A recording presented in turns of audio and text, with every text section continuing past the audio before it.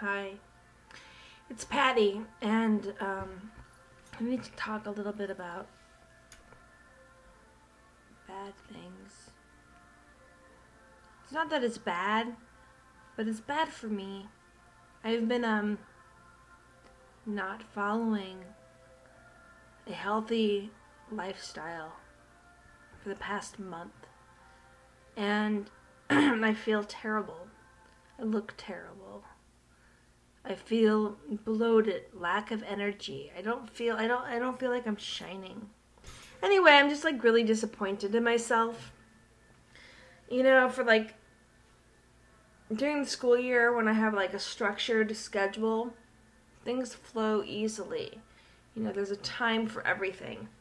And then, you know, the semester ends and I have a couple of weeks off. And yes, I got a lot of work done around the house. I had some projects I was working on, but I just feel like I fell off the wagon.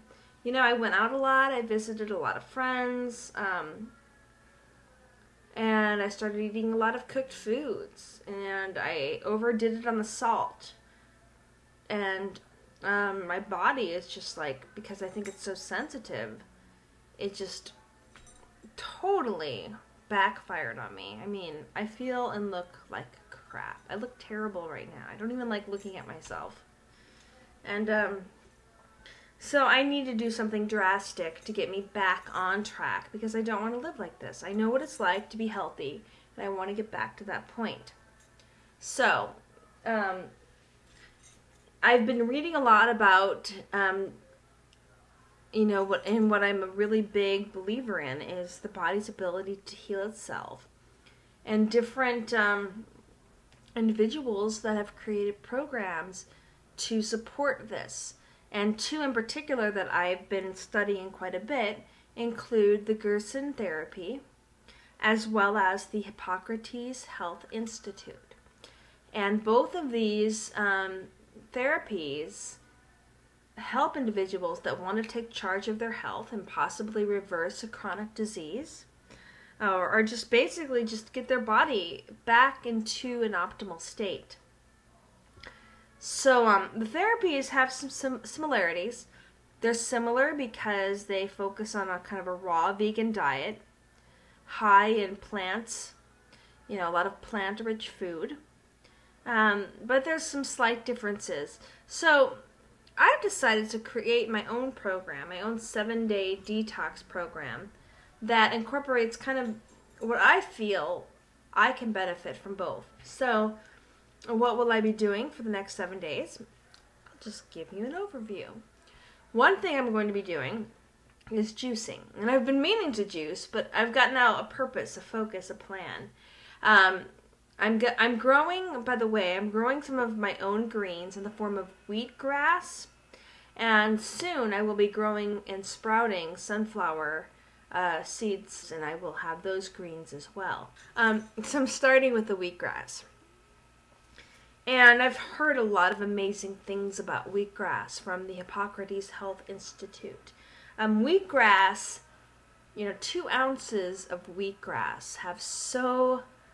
It's just 2 ounces of pure nutrition.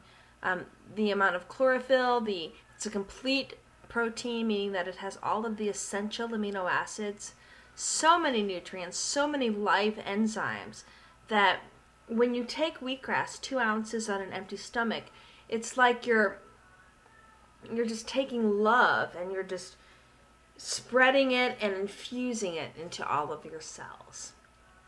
And so I'm going to be doing wheatgrass shots for 7 days, twice a day, in the morning and like late afternoon, evening. 2 2-ounce wheatgrass shots. And it has been strongly suggested not to drink more than 2 ounces at a time, and not to drink wheatgrass juice with other foods. You can mix wheatgrass with other greens, but you shouldn't mix it with anything else.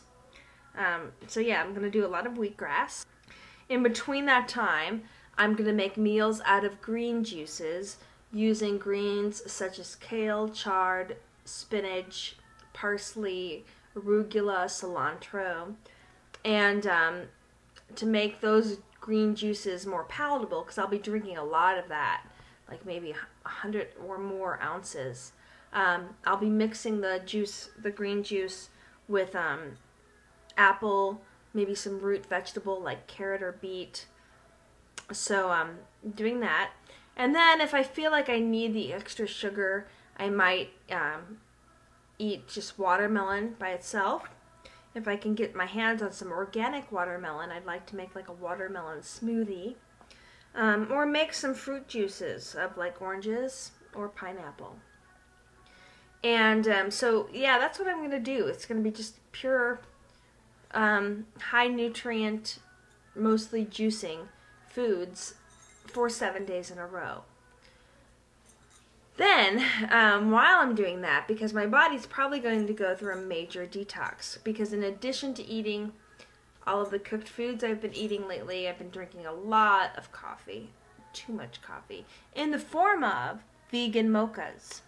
And what do I mean by vegan mocha? Well, I use soy milk or almond milk, and then I use chocolate that doesn't have any animal sources.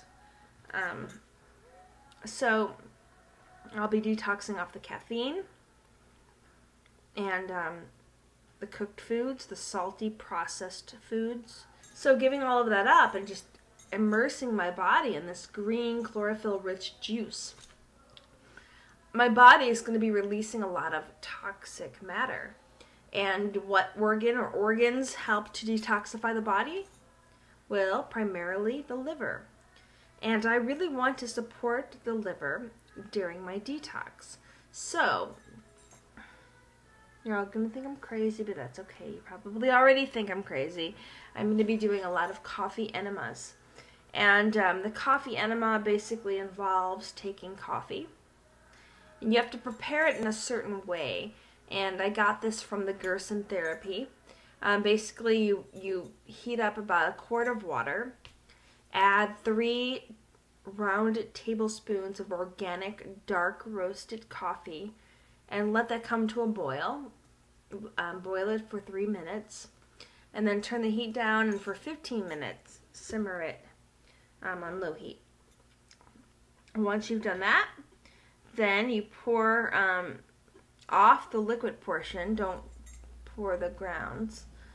You only want the liquid portion, not the grounds. And then you put that into an enema bag. Actually, before you put it into the enema bag, you should make sure that it cools down to body temperature. You don't want it to be hot.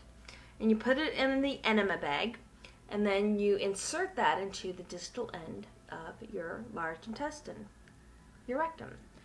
And so you're putting a quart of coffee into your rectum and sigmoid colon, and it might seep up into the, splenic flexure, into the transverse colon. I don't know how far it gets, but it might. Anyway, the benefits of the coffee enema. First of all, the coffee and its properties, some of that is absorbed by the hemorrhoidal veins, and that eventually passes into the hepatic portal vein, into the liver. And there, these chemicals in the coffee actually help to dilate the bile ducts, which helps to release some of the toxins that the liver has released from whatever has been expelled from your cells. And that helps to release that from the bile into the small intestine. So that helps really clear things out. But also I've heard that or I've read that the coffee helps to promote the production of glutathione S transferase, which I believe is a potent antioxidant. And Dr. Gerson talks about all of this in the book called The Gerson Therapy, which again was developed by Dr. Max Gerson, MD. So I will be doing the coffee enemas, probably 2 to 3 a day during the 7 days, because I really want to clean my body out. I might also do some wheatgrass enemas, or what the Hippocrates Health Institute calls wheatgrass implants, where you take like 4 ounces of wheatgrass and you, instead of evacuating it, you just let it sit there, and it really helps to heal the colon.